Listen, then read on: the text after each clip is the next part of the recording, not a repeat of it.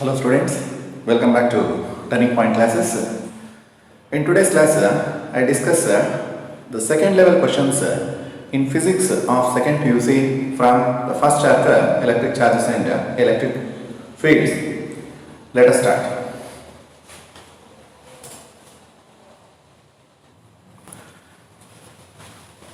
Yes, I put these questions at the second level. Let me start the first question. Electron of mass n subscript e, proton of mass m subscript p, which are initially at rest, move through same distance in a uniform electric field in times t1 and t2. Find out what is t2 by t1. So we are given the mass of proton is approximately 1836 times the mass of electron. Now we can compare a particle moving or a body moving under gravity. First year PUC, you might have learned that. What is the displacement of a body under the action of gravity? The displacement in first year you have come across the equation S is equal to ut plus half at square. R, A is replaced by G when it is moving under gravity. Acceleration is replaced by acceleration due to gravity. Same equation is being used with the small changes. Displacement, if you observe, same displacement is given. So therefore I retain S itself. If you want, you can take H also. U, initial velocity. Initial velocity, of course, it is from rest is given. U is equal to 0. Then this equation reduces to half at square. Distance is the same. Acceleration, we have to replace it now because the answers are given in terms of the options which are available here. They are in terms of m, p, m subscript e, etc. Let us see this. So S is equal to half at square. We just recall F is equal to QE, one equation in the first chapter. F is equal to QE, force acting on a charged particle in electric field E. So Q is the charge on a particle. So force on a charged particle is given by this. There is also equal to MA. From this equation, I can replace A by QE by M. QE by M. Come back to this equation. S is equal to half. A is nothing but QE by M t square. This is what we have. Now let us, if you have read this, same distance is given, displacement, certain distance, same distance, they are moved, only time variable. Let us check rest of the factors. Q is one factor which is available in this equation. Q is charge of proton, charge of electron, both are identical, same charge. E is electric field is also the same. So therefore, from this equation, we can write left hand side is, so one need not put everything detailed way. What is the distance travelled by proton is subscript p. Next, what is the distance travelled by electron is subscript p. At the end, sp is equal to sc. Then cancellation, waste of time. So therefore, left hand sides will be equal. Let us make right hand sides equal. Right hand sides half, ignore it. Q is the same for both proton and electron. To drop even that also. E is also the same. So therefore, t square by m is a constant. T square by m you have to write. So t square by m, another one is also t square by m. T square by m is constant, both for proton as well as electron. Now, ನಮ್ಮ problem ಇಲ್ಲಿ t1 is given time taken by electron. So ಇದನ್ನ ಏನು ಮಾಡೋಣ, t1 ಅಂತ ಬರೆಯೋಣ. So ಇಲ್ಲಿ corresponding mass of electron is m subscript t. ಇಲ್ಲಿ right hand side ಪ್ರೋಟಾನ್ಗೆ ಟೈಮ್ ಕೊಟ್ಟಿರೋದಲ್ಲಿ t2 ಕೊಟ್ಟಿದ್ದಾರೆ, ಮಾಸ್ mp. ನಾವು ಬೇಕಿರೋದು t2 by t1. ಸೊ ಇಲ್ಲಿ t1 by t2 ಬೇಕು, t1 square by t2 square. ಇದು m subscript e by m subscript p ಬರುತ್ತೆ. t1 square by t2 square. ನಾವು ಬೇಕಿರೋದು t2 by t1 change ಮಾಡಿ. t2 square by t1 square ನಾವು ಬೇಕಿರೋದು. So ಇದು mp by me, mp by m. If you take square root, so you'll get root of mp by me. ಭಾಳ simple question, concept base. ಇದ್ರ ಮೇಲೆ questions ಸುಮಾರಾಗಿ ಬರ್ತಾ ಇರುತ್ತೆ CET-ಗೆ, ಇದು ನೋಡ್ಕೋಬೇಕು ನಾವು. ಸೊ ಇದಕ್ಕೆ answer option B is correct. So B ಇದಕ್ಕಾಯ್ತು. ನೆಕ್ಸ್ಟ್ ಇನ್ನೊಂದು ಕ್ವಶನ್ ತಗೋಣ. ಈ ನೆಕ್ಸ್ಟ್ ಕ್ವಶನ್ ಅಲ್ಲಿ two small spheres having charges oppose they are identical spheres are given 3nc minus 12nc. They are at a distance d. Force between them is F1. Next line says the spheres are made to touch each other and then separated to a distance d. Again same distance of separation. Now what is the ratio of the forces? Earlier force is F1. After bringing them in contact with each other and replaced to same distance, then that force is named as F2. F1 by F2. So before touching, the force is F1. After touching, the force is F2. So same distance is maintained in the two cases. ಇದಕ್ಕೆ ಏನು ಮಾಡಬೇಕು? I have to recall force related equation, Coulomb's law. So second problem solution ಬಂದು ನಮಗೆ F is equal to 1 by 4 pi epsilon naught Q1 Q2 by R square ಇದು mind ಅಲ್ಲಿ ಬರಬೇಕು. ಇದನ್ನು ಬರೀಕೊಡುದು. ಸುಮ್ಮನೆ ನಾನು just for explanation part I am writing this equation. ಯಾವುದು ಬೇಕಿಲ್ಲ ನಮಗೆ. Straight away 1 by 4 pi epsilon naught ಎರಡು ಇಲ್ಲೇನಿದೆ F1 F2 ಬೇಕು ನಮಗೆ. So F1 left hand side F2 left hand side ಬರುತ್ತೆ ಟೂ ಸಪರೇಟ್ ಈಕ್ವೇಷನ್ಸ್ ಬರೆದಾಗ. ಸೊ ಚಾರ್ಜಸ್ ಬಂದು change ಆಗುತ್ತೆ, ಡಿಸ್ಟೆನ್ಸ್ ಸೇಮ್ ಇದೆ, ಅದಕ್ಕೆ ಈ ಈಕ್ವೇಷನ್ ಅಲ್ಲಿ F is proportional to Q1 Q2 ಅಂತ ಬೇರೆವೆಲ್ಲ ಏನು ಚೇಂಜಸ್ ಇಲ್ಲ. ನೆಕ್ಸ್ಟ್ F1 ಅಂತ ಕರೆದಿದ್ದಾರೆ, ಇದನ್ನ ನಾನು F1 ಅಂತ ಬರೀತೀನಿ. Next you bring both the spheres in contact, touch ಅಂತ ಕೊಟ್ಟಿದ್ದಾರೆ ಇಲ್ಲಿ, ಮತ್ತೆ ರೀಪ್ಲೇಸ್ ಎಲ್ಲಿತ್ತು ಅಲ್ಲೇ ತಗೊಂಡಾಗ ವಾಪಸ್ ಇಟ್ಬಿಡ್ಬೇಕು. ಈಗ ಇರೋ ಫೋರ್ಸ್ನ ಏನು ಮಾಡಿದ್ದಾರೆ, ಅದು F2 ಅಂತ ಕರೆದಿದ್ದಾರೆ. F2 ಈಗ ನಾವು ಒಂದು ಕಾನ್ಸೆಪ್ಟ್ ಗೊತ್ತಿರಬೇಕು ನಮಗೆ. When you bring two charge bodies, two identical charge bodies having charges Q1 and Q2, if you bring them in contact and separate, ಅದರ ಮೇಲೆ ಚಾರ್ಜ್ ಡಿಫ್ರೆಂಟ್ ಆಗಿರುತ್ತೆ. ಆ ಚಾರ್ಜಸ್ ಆಫ್ಟರ್ ಕಾಂಟ್ಯಾಕ್ಟ್, ಇದು ಚಾರ್ಜಸ್ ಈ ಸಿಂಪಲ್ ಈಕ್ವೇಷನ್ ಜ್ಞಾಪಕ ಇಟ್ಕೊಂಡ್ರೆ ಸಾಕು. After contact two identical charge bodies after contact and separation, if you make them separate, charge on either two identical charge bodies, two identical charged bodies. When two identical charged bodies are brought in contact, after contact, so after contact, charge on either ಇದನ್ನೇನು ಬರೆಯೋಣ, Q1 dash Q2 dash identical ಆಗಿದೆ charge. ಏನಿದೆ value? Q1 dash is equal to Q2 dash. ಇದನ್ನೇನು ಮಾಡಬೇಕು? Q1 plus Q2 by 2. So ಈ point ನಾವು ಹಾಕಬೇಕು. when two identical charge bodies are brought in contact, after contact, what is the charge? The charge either is identical charge which is given by Q1 plus Q2 by 2. ಈಗ ನಾವು first ಇದಕ್ಕೆ F1 proportional to Q1 Q2 ಅಂತ ಬರೆದಿದ್ದೀನಿ. ಇದು magnitude ಮಾತ್ರ ತಗೊಳ್ಳೋಣ. So ನೀವು minus sine ಹಾಕೊಂಡ್ಬಿಟ್ರೆ negative sign ಬರುತ್ತೆ ಫೋರ್ಸ್ಗೆ. ಫೋರ್ಸ್ ನೆಗೆಟಿವ್ ಅಂದರೆ ಅಟ್ರಾಕ್ಷನ್ ಅಂತ ಅರ್ಥ, F ಬಂದು ಪಾಸಿಟಿವ್ ಬಂದರೆ ರಿಪಲ್ಷನ್. ಸೊ ಅದನ್ನು ನಮಗೆ ಬೇಕಿಲ್ಲ, ಮ್ಯಾಗ್ನಿಟ್ಯೂಡ್ ಆಫ್ ಫೋರ್ಸಸ್ ಏನಪ್ಪ ಇಲ್ಲಿ. ಸೊ ಇದಕ್ಕೆ ಮ್ಯಾಗ್ನಿಟ್ಯೂಡ್ ಆಫ್ ಫೋರ್ಸ್ ನಾನು ಸುಮ್ಮನೆ ಬರೀತೀನಿ ಇಲ್ಲೇ, ಸಿಇಟಿಲೆಲ್ಲ ಈ ಥರ ಬರ್ಕೊಳ್ಳೋಕ್ಕೆ ನಮಗೆ ಟೈಮ್ ಇರಲ್ಲ. ಮ್ಯಾಗ್ನಿಟ್ಯೂಡ್ ಆಫ್ F1, ಸೊ ಇದು Q1 Q2 ಏನು ಬರೆಯೋಣ? ಸೊ Q1 ಬಂದು 3, Q2 ಬಂದು 12, ಇಷ್ಟು ಸಾಕು. F2ಗೆ, so F2 is also magnitude only. F2ಗೆ ನಾವು ಮ್ಯಾಗ್ನಿಟ್ಯೂಡ್ ತಗೊಂಡ್ರೆ ಇಲ್ಲೇನಾಗಿದೆ formula, after contact force is named as F2. ಈ Q1 dash Q2 dash ಹೇಗೆ ಕಂಡುಹಿಡಿಯಬೇಕು? ಈ ಫಾರ್ಮುಲಾ ಯೂಸ್ ಮಾಡಿ. Q1 plus Q2 by 2 ಅಂತಿದೆ. Q1 ಬಂದು 3 ಇದೆ, Q2 ಬಂದು -12 ಇದೆ, ಡಿವೈಡೆಡ್ ಬೈ 2.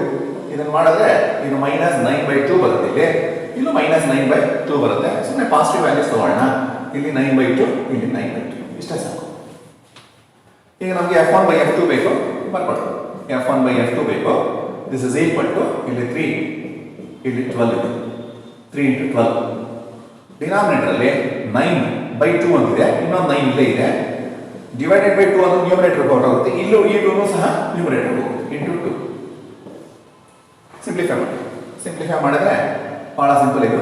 3 times, 3 4 times.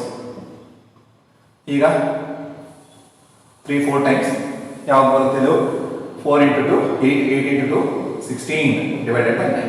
ಇದು ಆನ್ಸರ್. ಇದು ನಾವು ಫಾರ್ಮ್ನ ಎಲ್ಲ ಬರೆದು ಸಿಂಪ್ಲಿಫೈ ಮಾಡೋದಕ್ಕೆ ಬಹಳ ಟೈಮ್ ಬೇಕಾಗುತ್ತೆ. ಅದಕ್ಕೋಸ್ಕರ ಕೂಲಮ್ಸ್ ಲಾ ತಲೆ ತಗೋಬೇಕು. ಜಸ್ಟ್ ರಿಕಾಲ್ ಫಾರ್ಮುಲಾ, ಅದರಲ್ಲಿ ಏನು ಚೇಂಜಸ್ ಇದೆ ಅದನ್ನು ಮಾತ್ರ ಆ ಕ್ವಾಂಟಿಟೀಸ್ ಆ ವೇರಿಯಬಲ್ಸ್ ಏನೇನಿದೆಯೋ ಅದನ್ನು ಮಾತ್ರ ಇಲ್ಲಿ ಬರ್ಕೋಬೇಕು. ಉಳಿದಿದ್ದೆಲ್ಲ 1/4πε0 ನೀವು ಬರ್ಕೊಂಡು ಹೋಗ್ತಾ ಇದ್ರೆ ಟೈಮ್ ವೇಸ್ಟ್. ಅದು ಸೆಕೆಂಡ್ PUC ಥರ ನಮಗೆ ಟೈಮ್ ಸಿಗಲ್ಲ. ಸೊ ಇದು ಶಾರ್ಟ್ಕಟ್ ಮೆಥಡಲ್ಲಿ ನೀವು ಮಾಡಬೇಕು. ಈ ಫಾರ್ಮುಲಾನ ಜ್ಞಾಪಕ ಇಟ್ಕೋಬೇಕು ನಾವು. ಈಗ ನಾವು ವಾಪಸ್ ಬರೋಣ. F1/F2ಗೆ 16/9 ಬಂದಿದೆ. ಸೊ ಇದು ಕರೆಕ್ಟ್ ಆನ್ಸರ್, ಡಿ ಬಂದಿದೆ. ಇನ್ನೊಂದು ಮೂರನೇ ಕ್ವಶನ್ ನೋಡೋಣ. ಈ ಮೂರನೇ ಕ್ವಶನ್ ಅಲ್ಲಿ number of electric field lines emanating from 1 coulomb of positive charge in vacuum. ಈಗ ನಮಗೆ ಎಲೆಕ್ಟ್ರಿಕ್ ಫೀಲ್ಡ್ ಲೈನ್ಸ್ ಪ್ರಾಪರ್ಟೀಸ್ ಅಲ್ಲಿ ಬಂದಿದೆ. Total number of electric field lines passing through a surface is equal to electric flux ಅಂತ ಅಲ್ಲಿ ನಾವು ಕಲ್ತಿದ್ದೀವಿ.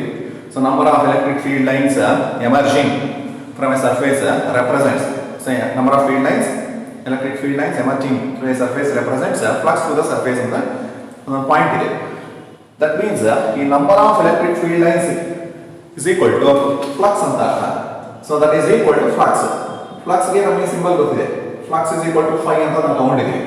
So number of electric field lines emerging from 1 coulomb of charge ಅಂದ್ರೆ flux through a surface ಇದು. Flux through a closed surface, Gauss's law formula ಇದೆ ನಮಗೆ. phi is equal to 1/ε0 times q. ಈ formula ಇದೆ. Gauss's law ರಿಕಾಲ್ ಮಾಡಬೇಕು. This is equal to 1/ε0. ε0 ಗೆ 8.85 into 10 power minus 12 ನಮ್ಮ second PUC ಲಿ ಜ್ಞಾಪಕ ಇಟ್ಕೊಂಡಿರ್ತೀವಿ. ಅದು ಫುಲ್ ಹಾಕೊಂಡ್ಬಿಟ್ರೆ ಇಲ್ಲಿ ಪ್ರಾಬ್ಲಮ್ ಆಗುತ್ತೆ. ನೋಡೋಣ ಅಕಸ್ಮಾತ್ 1/8.85 into 10 power minus 12 ಹಾಕಿದ್ದೀನಿ. ಚಾರ್ಜ್ ನ್ಯೂಮರೇಟರ್ ಅಲ್ಲಿ q ಬಂದು 1 ಕೂಲಮ್ ಕೊಟ್ಟಿದ್ದಾರೆ. ಅಂದ್ರೆ ಇದು ಆನ್ಸರ್ ಇರಬೇಕು. ಇದರ ಆನ್ಸರ್ ಇಲ್ಲ. ಸೊ ಇದು ಬೇರೆ ತರ ಇದೆ. ಆಪ್ಷನ್ ಎ ಅಲ್ಲಿ ರೆಸಿಪ್ರೋಕಲ್ ಇದೆ, ಇದೆಲ್ಲ ಅಲ್ಲಿ ಆನ್ಸರ್. ಆಪ್ಷನ್ ಎ ಅಲ್ಲ. ನೋಡೋಣ, ಮುಂದಕ್ಕೆ ನೋಡೋಣ ಏನ್ ಮಾಡಬೇಕು. ಇದನ್ನೇನು ಮಾಡಬೇಕು, ಸಿಂಪ್ಲಿಫೈ ಮಾಡಬೇಕು. ಇದನ್ನ ಫಾಸ್ಟ್ ಆಗಿ ಯಾವ ಮಾಡೋದು. 8.85 ಬಂದು it is very close to 9 ಅಂತ ಬರ್ಕೊಳ್ಳೋಣ. ಅಪ್ರಾಕ್ಸಿಮೇಟ್ಲಿ 9 ಅಂತ 1/9. ಇದನ್ನ 1/9 ಬರೀತೀನಿ. 1/10 power minus 12 ಇದೆಯಲ್ಲ, ಇದನ್ನ ನ್ಯೂಮರೇಟರ್ ತಗೊಂಬನ್ನಿ. 10/12 ಆಗುತ್ತೆ. ಇಷ್ಟ ಆಗುತ್ತೆ. ಮತ್ತೆ ನೋಡೋಣ ಏನಾದ್ರು ಇದರಿಂದ ಸಿಂಪ್ಲಿಫೈ ಮಾಡೋಕ್ಕಾಗುತ್ತಾ ಏನು ಅಂತ. 1/9 ಸಿಂಪ್ಲಿಫೈ ಮಾಡ್ಕೋಬಹುದು. 1/9 ಅಂದ್ರೆ 0.10 ಅಂತ ಬರ್ಕೊಂಡ್ರೆ ಡೆಸಿಮಲ್ ಬರುತ್ತೆ. 10/9 is 1 ಅಂತ ಬರುತ್ತೆ ಇಂಟು 10/12 ಇಷ್ಟು ಬರುತ್ತೆ. ಈಗ ನೋಡೋಣ, ಇದು ಸುಮಾರಾಗಿ ಇದಕ್ಕೆ ಹತ್ತಿರದ ಆನ್ಸರು ಇದು. ಸೊ ಈಗ ಆಪ್ಷನ್ ಯಾವುದಿದೆ, ಇದು 1.1 into 10/12 ಬರುತ್ತೆ ಅಪ್ರಾಕ್ಸಿಮೇಟ್ಲಿ. ಸೊ ಇದು ಅಪ್ರಾಕ್ಸಿಮೇಟ್ ವ್ಯಾಲ್ಯೂಸ್ ನಾವು ಬರೀಬೇಕು CET-ಲಿ. ಎಕ್ಸಾಕ್ಟ್ ವ್ಯಾಲ್ಯೂಸ್ ಬರ್ಕೊಂಡು ಹೋದ್ರೆ ಟೈಮ್ ನಮಗೆ ಸಿಗಲ್ಲ, ಟೈಮ್ ಇರಲ್ಲ. ಸೊ ಅದಕ್ಕೋಸ್ಕರ ಏನು ಮಾಡಬೇಕು, ಅಪ್ರಾಕ್ಸಿಮೇಟ್ ಇವನ್ ಕೊಟ್ಟಿರೋ ಆಪ್ಷನ್ಸ್ ಸಹ ಹತ್ರ ಇರೋಲ್ಲ, ತುಂಬ ಕ್ಲೋಸ್ ಆಗಿ. ಯಾವ ಪವರ್ಸ್ ಎಲ್ಲ ಏನಾದ್ರು ಚೇಂಜ್ ಮಾಡಿರ್ತಾರೆ. 99% ಆಪ್ಷನ್ಸ್ ಎಲ್ಲ ಡಿಫ್ರೆಂಟ್ ಆಗಿರುತ್ತೆ. ಸೊ ಅದಕ್ಕೋಸ್ಕರ ನಾವು ಅಪ್ರಾಕ್ಸಿಮೇಟ್ ತಗೊಂಡು ಸಿಂಪ್ಲಿಫೈ ಮಾಡೋದನ್ನ ಕಲಿಬೇಕು ಫಸ್ಟ್. ಇದು CET ಮಾತ್ರ, ಸೆಕೆಂಡ್ PUC ಅಲ್ಲ. ಸೆಕೆಂಡ್ PUC-ಲಿ we are allowed to use calculator. Therefore you have to go for exact values. ಇನ್ನು ನಮ್ಮ CET-ಲಿ ಆ ಥರ ಕ್ಯಾಲ್ಕುಲೇಟರ್ ಅಲೋ ಮಾಡದೇ ಇರೋದ್ರಿಂದ ಓರಲ್ ಕ್ಯಾಲ್ಕುಲೇಷನ್ ಮಾಡಬೇಕಾದಾಗ ಯಾವುದು ನಿಯರೆಸ್ಟ್ ಇಂಟಗ್ರಲ್ ವ್ಯಾಲ್ಯೂ ಇದೆ, ಇಂಟಿಜರ್ ಇದೆ, ಅದನ್ನು ತೊಗೊಂಡು ನಾವು ಟೇಬಲ್ಸ್ ನಮ್ಮೆಲ್ಲ ಕಲ್ತಿದ್ದೀವಿ. ಸೊ ಇಮಿಡಿಯೇಟ್ ಆಗಿ ಮಾಡ್ಕೊಂಡು ಹೋಗಬೇಕು. ಸೊ ಈಗ 1/9ಗೆ 0.11 into 10/12 ಬಂದಿದೆ. ಸೊ ಇದು ಡೆಸಿಮಲ್ ಪ್ಲೇಸ್ನ ಶಿಫ್ಟ್ ಮಾಡಿ 1.1 ಆಗುತ್ತೆ. ಇಲ್ಲಿ ಪವರ್ ಡಿಕ್ರೀಸ್ ಆಗುತ್ತೆ. 10/12 ಬಂದು 10/11 ಆಗುತ್ತೆ. ನಾಟ್ 12 ಇದು 10/11 ಆಗುತ್ತೆ. 1.1 into 10/11 ಇದೆ. ಸೊ ಇಲ್ಲ 10/12 ಬರ್ಕೊಂಡು ಮತ್ತೆ ಮಲ್ಟಿಪ್ಲೈ 10 ಅಂದರೆ ಡಿವೈಡ್ ಬೈ 10 ಮಾಡಿ 10/11. So 0.11 into 10/12 this can be return as 1.1 into 10/11 ಬರುತ್ತೆ. ಸೊ ಈಗ ನೋಡೋಣ, ಇದಕ್ಕೆ ಹತ್ತಿರದಲ್ಲಿರೋ ವ್ಯಾಲ್ಯೂ ಇದು 1.1 into 10/11 ಸಾಕು. ಬೇರೆ ಆಪ್ಷನ್ಸ್ ಯಾವುದು ಇಲ್ಲ. ಫಾಸ್ಟ್ ಆಗಿ ಸಿಂಪ್ಲಿಫಿಕೇಶನ್ ಮಾಡೋಂಥದ್ದು ಕಲಿಬೇಕು. ನೆಕ್ಸ್ಟ್ ನೋಡೋಣ, ಈ ಮೂರು ಪ್ರಾಬ್ಲಮ್ಸ್ ಆದಮೇಲೆ ಇಲ್ಲಿ take a few more problems.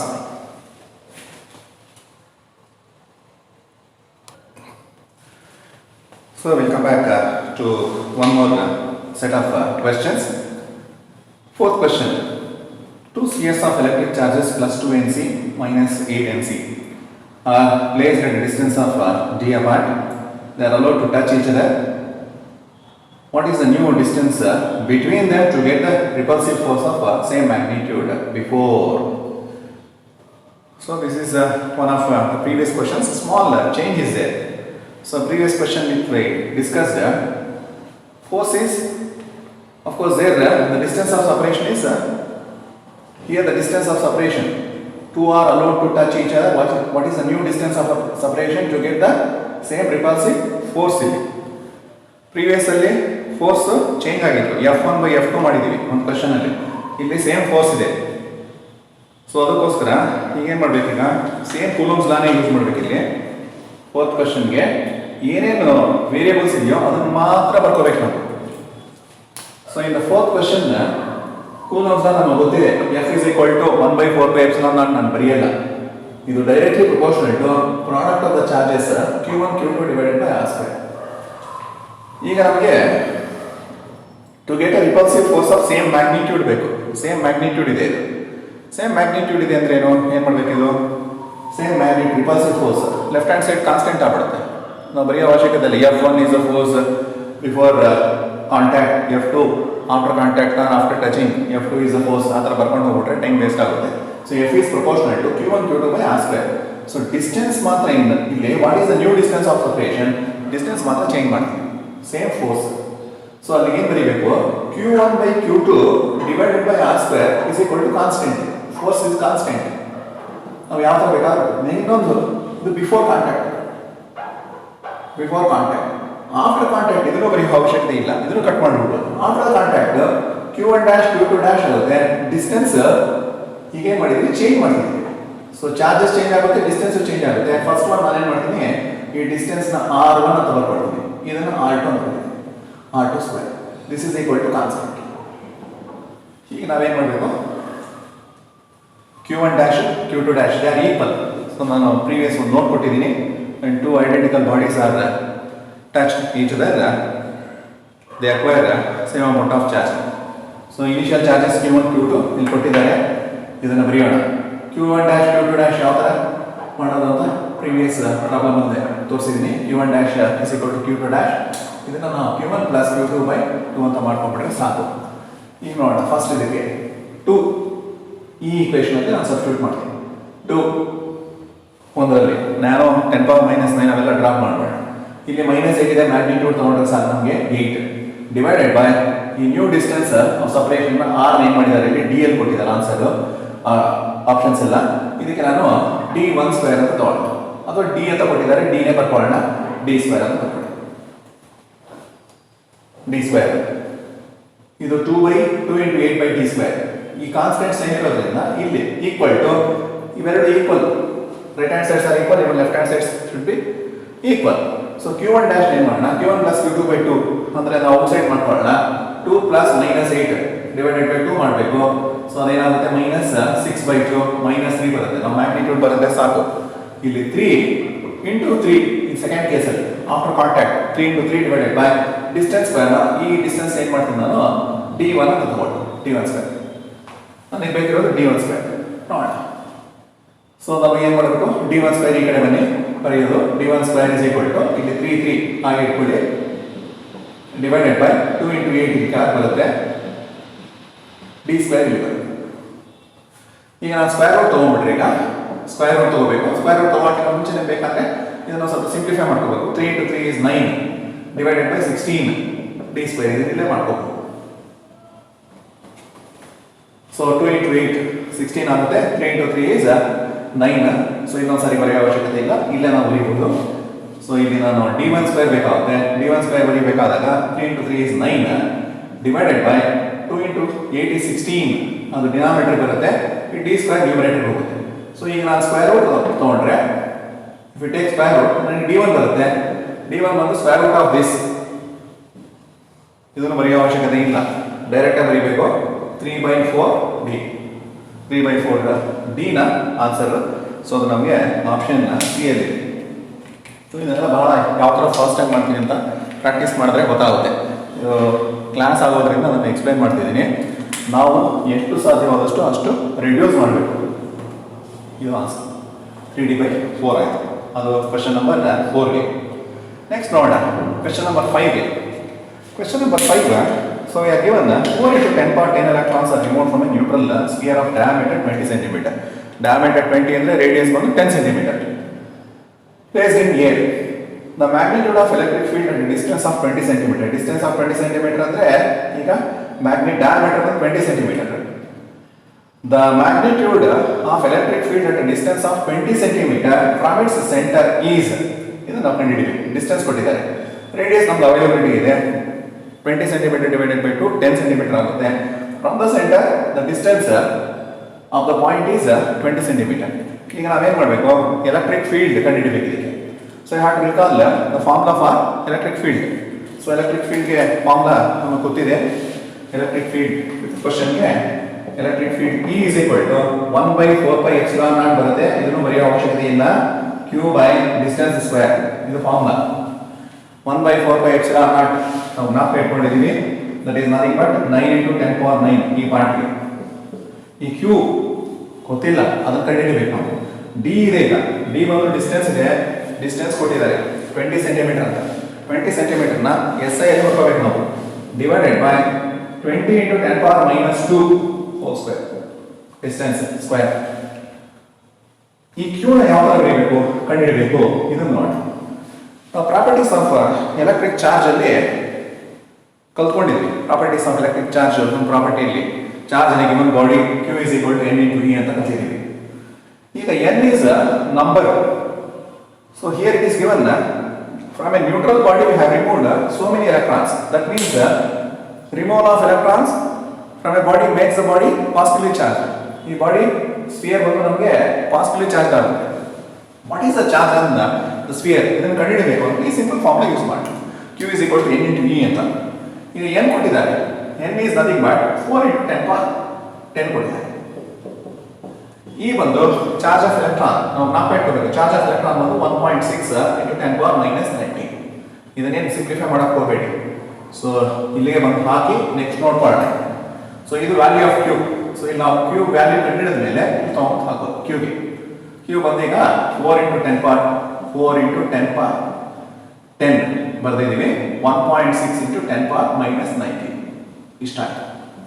ಇದನ್ನು ನಾವು ಸಿಂಪ್ಲಿಫೈ ಮಾಡಬೇಕು. ಈಗ ಸಿಂಪ್ಲಿಫೈ ಮಾಡಬೇಕಾದಾಗ ಅಬ್ಸರ್ವ್ ಮಾಡಬೇಕು. 10 ಪವರ್ಸ್ ಎಲ್ಲ ಒಂದು ಪಕ್ಕಕ್ಕೆ ತೆಗೆದಿಟ್ಕೊಳ್ಳಿ. ಇಲ್ಲ ಅಂದರೆ ನಮಗೆ ಕಷ್ಟ ಆಗುತ್ತೆ. ಸುಮ್ಮನೆ ಎಲ್ಲ ಒಟ್ಟಿಗೆ ಹಾಕೊಂಡ್ಬಿಟ್ರೆ ಇಟ್ಸ್ ಎಕ್ಸ್ಟ್ರೀಮ್ಲಿ ಡಿಫಿಕಲ್ಟ್. ನಾವೇನು ಮಾಡಬೇಕು? ಈ 10 power 10s ಏನೇನಿದೆಯೋ ಅದೆಲ್ಲ ಪಾಸಿಬಿಲಿಟಿ ಇದೆ, ಸಿಂಪ್ಲಿಫೈ ಮಾಡ್ಕೊಂಡು ಹೋಗಬೇಕು. ಈಗ ನೋಡೋಣ. ಈಗ 10 power 9 10 power 10 10 power 19 ಆಗುತ್ತೆ. 10 power minus 19 ಇದೆ. ಸಿಂಪಲ್ ಆಗಿ ಕ್ಯಾನ್ಸಲ್ ಮಾಡ್ಬೋದು. ಅದು 10 power 0 that is nothing but 1 ದೊಡ್ಡೋಗುತ್ತಿದ್ದು. ಉಳಿದಿದ್ದನ್ನ ಒಂದು ಕಡೆ ಬರ್ಕೊಳ್ಳೋಣ. So this is equal to ಈಗೇನು ಬರೆಯೋಣ? ಇಲ್ಲಿ 9 ಇದೆ ಇಂಟು 4 ಇದೆ. ಇಲ್ಲಿ 1.6 ಉಳ್ಕೊಂಡಿದೆ. ಡಿನಾಮಿನೇಟರಲ್ಲಿ ಬರೋಣ. ಡಿನಾಮಿನೇಟರಲ್ಲಿ ಇದನ್ನೇನು ಮಾಡೋಣ? 20 into 10 power minus 2 ನ ಮೈಂಡಲ್ಲಿ ಬರ್ಕೋಬೇಕು. 20 ಸ್ಕ್ವೇರ್ ಅಂದರೆ 400 ಆಗುತ್ತೆ. ಇದು 10 power 400 ಬರ್ಕೊಳ್ಳೋದು ಬಹಳ ದೊಡ್ಡ ನಂಬರ್. 4 ಬರೋದು ಬರೆಯೋದು ಬಹಳ ಈಸಿ. ಇದನ್ನ ಬೇಕಾದ್ರೆ ನಾವು 20 ಏನು ಬರೀಬಹುದು ಅಂದರೆ ಇದು ನಾವು ಮೈಂಡಲ್ಲಿ ಮಾಡ್ಕೋಬೇಕು. ಆವಾಗ ಟೈಮ್ ಸೇವ್ ಆಗೋದು. 20 ನ 2 into 10 into 10 power minus 2 10 power minus 2 ನ ಹೀಗೆ ಬರ್ಕೊಂಡ್ಮೇಲೆ ಮೈಂಡಲ್ಲಿ ಇದನ್ನು ಸಿಂಪ್ಲಿಫೈ ಮಾಡ್ಕೋಬೇಕು. ಇದನ್ನು ನಾನು ಸುಮ್ಮನೆ ತೋರಿಸ್ತಿದ್ದೀನಿ. ಹೋಲ್ ಸ್ಕ್ವೇರ್ ಇದೆ. ಈಗ 10 into 10 power minus 2 ನ 10 power minus 1 ಆಗುತ್ತೆ. ಇದು 10 power minus 1. ಸೊ ಇಲ್ಲಿ 2 ಹಾಗೆ ಬರ್ಕೊಳ್ಳೋದು. 2 into 10 power minus 1 whole square. ಈ ತರ ಸಿಂಪ್ಲಿಫೈ ಮಾಡ್ಬೋದು. ಮೈಂಡಲ್ಲಿ ಸಿಂಪ್ಲಿಫೈ ಮಾಡ್ಕೋಬೇಕು. ಅಂದರೆ 20 ನ 2 into 10 power 1 ಅಂತ ಬರೋದು into 10 power minus 2. 10 into 10 power minus 2 is 10 power minus 1 ಆಗುತ್ತೆ. ಇವೆರಡೂ ಸಹ ಅಂಡರ್ ಪವರ್ 2 ಇದೆ. ಸೊ ಇಲ್ಲಿ ನಾನು 2 ಸ್ಕ್ವೇರ್ ನ 4 ಅಂತ ಬರೀತೀನಿ. 10 power minus 1 whole square is 10 power minus 2. ಬಹಳ ಸಿಂಪಲ್ ಆಗಿದೆ. ಈಗ ನೋಡೋಣ. ನಾವು 4 ಕ್ಯಾನ್ಸಲ್ ಮಾಡೋಣ. ಇದು ನಮಗೆ ಗೊತ್ತಿದೆ. 9 into 16 ಅಂತ ತಗೊಳ್ಳಿಲ್ಲ. 9 into 16 is nothing but ಹರಣ 44. 144 ಆಗುತ್ತೆ. ಇದು 1.6 ಇರೋದ್ರಿಂದ 1 ಡೆಸಿಮಲ್ 14.4. 10 power minus 2 ನ ಮೇಲೆ ತಗೊಂಬನ್ನಿ. ಅದು 10 power 2 ಆಗುತ್ತೆ. 10 power 2. ಸೊ ಇದಕ್ಕೆ ಆನ್ಸರ್ ಬಂದು ನಮಗೆ 1440 ಬರುತ್ತೆ. ಸೊ 14.4 into 10 power 2 ಅಂದರೆ ನಮಗೆ 1440 ಬರುತ್ತೆ ಆನ್ಸರ್. ಸೊ ಅದಕ್ಕೋಸ್ಕರ ಸಿಂಪ್ಲಿಫಿಕೇಶನ್ ಈ ಥರ ಭಾಳ ಫಾಸ್ಟಾಗಿ ಮಾಡೋ ಥರ ಕಲಿಬೇಕು. ಡೆಸಿಮಲ್ ಪ್ಲೇಸಸ್ ಇದೇ ಥರ 20 whole square 10 power minus 2 square ಅವೆಲ್ಲ ಮಾಡ್ಕೊಂಡು ಹೋದರೆ ನಮಗೆ ಭಾಳ ತಲೆನೋವು ಬರುತ್ತೆ. 10 powers ಬಂದಾಗ ಸಾಧ್ಯವಾದಷ್ಟು. ಪ್ರೀವಿಯಸ್ ಪ್ರಾಬ್ಲಮಲ್ಲಿ have shown it. Near decimal places ಬಂದಾಗ ಅಪ್ರಾಕ್ಸಿಮೇಟ್ ಟು ನಿಯರೆಸ್ಟ್ ಇಂಟಿಜರ್ ತಗೋಬೇಕು. ಇಲ್ಲ ಅಂದರೆ ಅಲ್ಲೂ ಸಹ ನಮಗೆ ತಲೆನೋವು ಬರುತ್ತೆ. ಈಗ 1440 ಬರುತ್ತೆ. ಸೊ ಇಲ್ಲಿದೆ answer. Option D is answer for this one. ಇದೇ ತರಹ 6th question, electron of mass m charge E falls through a distance h meters in uniform electric field, time of flight. First year PUC ನೀವು similar ಪ್ರಾಬ್ಲಮ್ನ ಮಾಡಿರ್ತೀರ. Instead of electron ಅಲ್ಲೊಂದು body is dropped, a body of mass m dropped from a certain height in gravitational field. What is the time taken by the body to reach maybe ground? ಆ ಥರ ಏನೋ ಒಂದು problem ಬಂದಿರುತ್ತೆ. ಅದೇ concept ಮೇಲೆ ಇಲ್ಲಿ gravitational field is replaced by ಇಲ್ಲಿ electric field. ನೋಡೋಣ ಯಾವ ಥರ ಪ್ರಾಬ್ಲಮ್ ಸಾಲ್ವ್ ಮಾಡೋಣ. ಸೊ ಈ ಪ್ರಾಬ್ಲಮ್ಗೆ ನಮಗೆ 6th S is equal to ut plus half at square, ಇಲ್ಲಿ half at square ಬರ್ತಾರೆ. ಇದು initial velocity, for square distance ಏನು ಕೊಟ್ಟಿಲ್ಲ ಅಂದರೆ ಇನಿಷಿಯಲ್ ವೆಲಾಸಿಟಿ 0 ಇದೆ. u is equal to 0 ತಗೊಂಡ್ಬಿಟ್ರೆ ನಾವು S is equal to half at square ಬರುತ್ತೆ.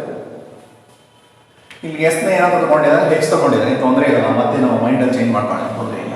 ನನಗೆ ಬೇಕಿರೋದು ಟೈಮ್ ಇದೆ. So T square is equal to 2s by a ಬರುತ್ತೆ. ಟಿ ಬಂದು ಇನ್ನೊಂದೇ ಸರಿ ಮಾಡ್ಕೋಬೇಕು. T square is equal to 2s a ಬರ್ಕೊಂಡು ಮಾಡೋಕ್ಕಾಗಲ್ಲ. So T square is equal to 2s by a ಆದಮೇಲೆ ಟಿ ಬೇಕು ಬಂದಿದೆ ಅಂದರೆ root of 2s by a. So ಈ ಥರ ಆಪ್ಷನ್ಸ್ ಇಲ್ಲ. ನಾವು ಎಲೆಕ್ಟ್ರಿಕ್ ಫೀಲ್ಡ್ ಎಕ್ಸಾಕ್ಟ್ ಕೊಟ್ಟಿದ್ದಾರೆ, ನಾವು ಪ್ರೀವಿಯಸ್ ಪ್ರಾಬ್ಲಮಲ್ಲಿ ನೋಡಿದ್ದೀವಿ. ಸೊ ಈಗ ನೋಡೋಣ, ಈ F is equal to Q E ನಮ್ಗೆ ಗೊತ್ತಿದೆ, that is equal to m into a. Previous problem ಅನ್ನು ಈ ತರ ನೋಡಿದ್ವಿ. ಸೊ ಇಲ್ಲಿ ಚೇಂಜ್ ಮಾಡೋಣ. ಏನ a is equal to qe by m. a is equal to qe by m. ಈಗ ಇಲ್ಲಿ ಸಬ್ಸ್ಟಿಟ್ಯೂಟ್ ಮಾಡೋಣ. ಇಲ್ಲಿ ಸಬ್ಸ್ಟಿಟ್ಯೂಟ್ ಮಾಡಿದ್ರೆ t is equal to 2s by a ಬಂದು qe by m ಬರುತ್ತೆ. ಇಲ್ಲಿ ಮೇಲೆ ಹೋಗಿ ಇಷ್ಟೇ ಸ್ಕ್ವೇರ್ 2sm. s ಅನ್ನೋದು ನಮ್ಮ ಪ್ರಾಬ್ಲಮ್ ಅಲ್ಲಿ h ತಗೊಂಡಿದ್ದಾರೆ, ತೊಂದರೆ ಇಲ್ಲ. 2hm by q ಬಂದು e ಕೊಟ್ಟಿದ್ದಾರೆ. e is the charge ಅಂತ ನಾನು q ಅಂತ ತಗೊಂಡಿದ್ದೀನಿ ಚಾರ್ಜ್ನ. 2sm by qe ಅಂತಿದೆ. ಬಹಳ simple problem, 6th question. So ಇದು answer. So option A is answer for this one. So ಇದು second level problems. So will come back with few more second level problems in the next class. God bless you.